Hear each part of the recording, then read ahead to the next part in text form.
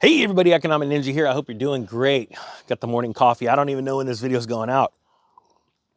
But this is about Bond King, the Bond King, Bill Gross. He's predicting, and this is the title of the story, predicts American consumers will run out of cash later this year, paving the way for a recession. Guys, we already know we're in a recession, all right? I don't care what the president changed the definition to. We are in a recession. Things are contracting fast. We have multiple quarters now of negative GDP growth. It is retracting. We are in a recession, okay? We are looking to head into a mini depression. But what Bill Gross says is very, very important. I totally agree with this part. It's fiscal policy, not just monetary policy, stupid, the billionaire investor tweeted on Monday.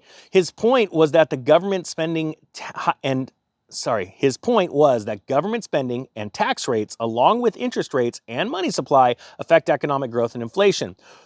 He says $4 trillion of COVID spending still dripping into economy, with consumers still spending their last $500 billion or so. He continued, the trick is when it's time to see the end of it, the fourth quarter is the best guess. Why does Bill Gross expect this consumer spending to dry up? Inflation surged to a 40-year high last year, likely fueled by public aid during the pandemic, previous tax cuts, near zero interest rates, and the government injecting cash into the economy via bond purchases. Prices also rose because the virus and Russia's invasion of Ukraine disrupted the global supply chains. The Federal Reserve has reacted by lifting interest rates north of 5% since last spring and penciling in further rate hikes. Annualized inflation has dropped from a peak of 9.1% last June to 4% in May, which none of us believe, right?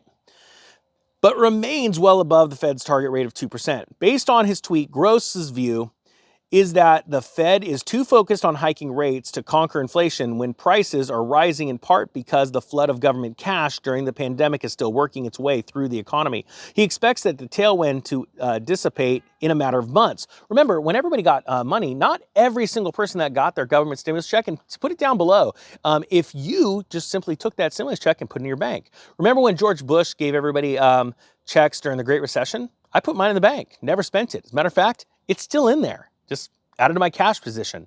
I didn't need it for buying food or groceries. I already had money and I was still employed during the Great Recession, and I just literally took it and put it away.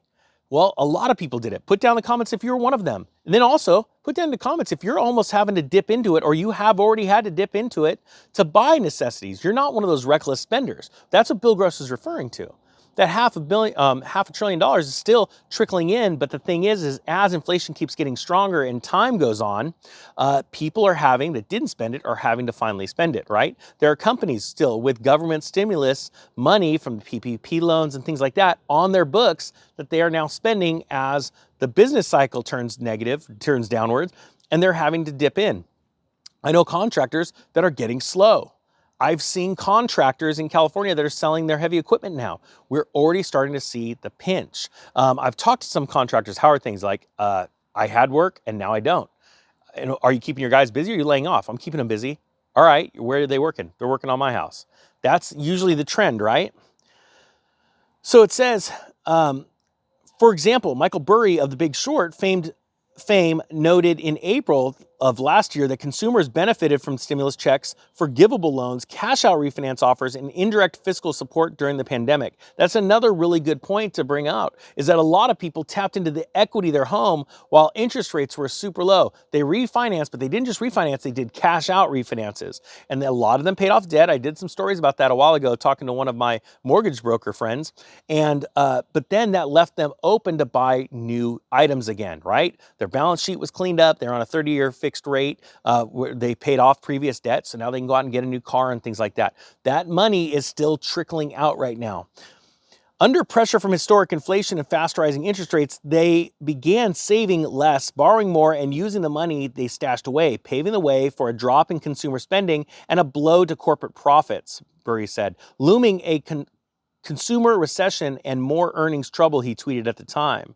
And then this story goes on to talk about more and more people. Check this out. Here we go. Singularly, Bob Michel, the chief investor for JP Morgan's asset management division, warned in April that consumers were tapping their savings and racking up credit card debt to pay for groceries and other essentials. Michelle's boss, JP Morgan CEO Jamie Dimon, also declared in October that American households were likely to exhaust their savings this summer and consumer spending would suffer. It's quite predictable, he said. It will strain future numbers. And he's absolutely right. It is very predictable. This is very simple stuff. Economics is not very hard to figure out. It is supply and demand. That's all it really comes down to. Sure, there's some nuances, but when it really comes down to it, you're just looking at supply and demand. And the one thing that's going to be in short supply is extra money coming into this fall. And that's what people need to realize. Money has run out. Interest rates are getting higher, so more money is having to go to service debts of all types of debts, but especially what we're referring to here, and this is the scariest part, is the consumer debt, all right?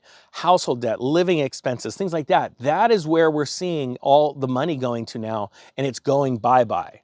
And that is going to slam the stock market. It's going to slam the real estate market. This is why I brought out the real estate, how to prepare for this real estate crash course, because there's actionable steps that you could take right now and then teach you how to visualize, how to see the actual signs of where the market is, how the housing market tops and why, and then where we are at the bottom. The biggest deal is when to know, or how to know, and why you would pull the trigger at a specific point. Because I'm going to be honest with you, in a housing crash, the one thing that's very important is timing.